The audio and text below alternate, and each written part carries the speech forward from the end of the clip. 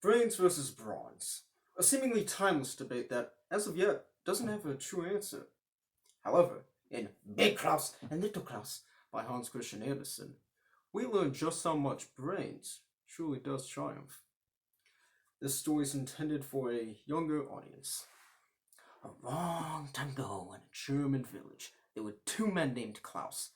Big Klaus was a strong old man who was pretty rich considering that he herded cattle for a living. And Little Klaus was a young, poor man who also herded cattle.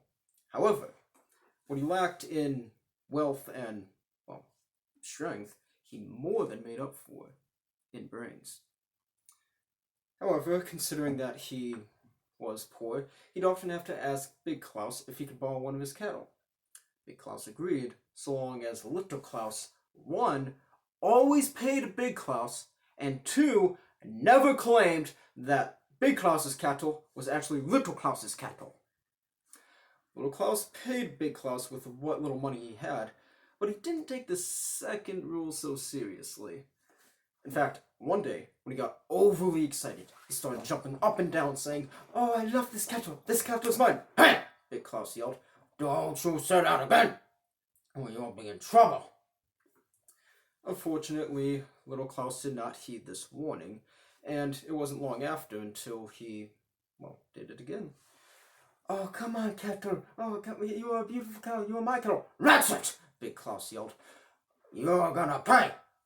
So, Big Klaus went to his house, grabbed the first axe he saw, went to Little Klaus's one cattle, brought up the axe, and then swung it down, decapitating Little Klaus's cattle. Little Klaus ran away as fast as he could. He knew he had to get away. He had to leave the village and Big Klaus forever. But he needed money. So, later that night, when it was dark and Big Klaus had gone to bed, Little Klaus went back to his house, started skinning the cattle, gutted it, and put all of its body parts in a big burlap sack, and started walking into town.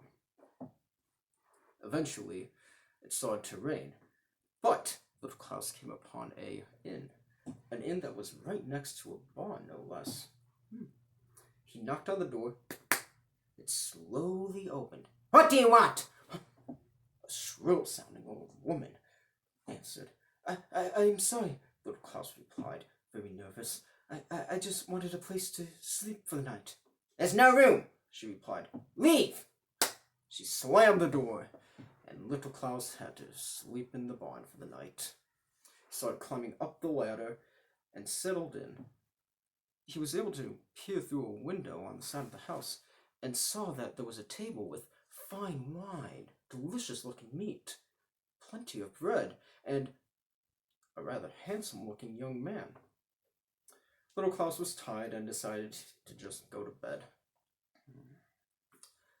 Next morning, an old man started climbing up the ladder, saw Little Klaus, and asked, "Excuse me, what are you doing there?" Little Klaus was shocked. I'm sorry," he replied. I just wanted a place to spend the night, and that woman in there, she would not let me in." "Well, now that's ridiculous," the old man said.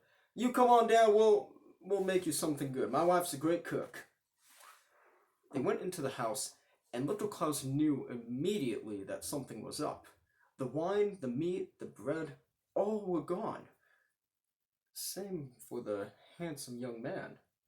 Little Klaus put two and two together and decided to get a little revenge on the old lady. They sat down at the table, and the old man asked him what was in the big burlap sack. Little Klaus said that it was a magical wizard that could grant any wish. "For example," Little Klaus said, "I believe there is a nice bottle of wine in that cupboard over there." The old man got up from the table, went to the cupboard, opened it, and there it was! A nice bottle of wine! The old man was surprised. It just come out of nowhere. Of course, it didn't actually. The old lady just hid it, but the old man didn't know any better. "And now," Little Klaus continued, "I believe that the devil himself is in that crate." The old man, nervous, walked walked slowly to the crate, opened it up, and jumped back in terror. The man from the night before was in there, but from the old man's perspective, it was the actual devil.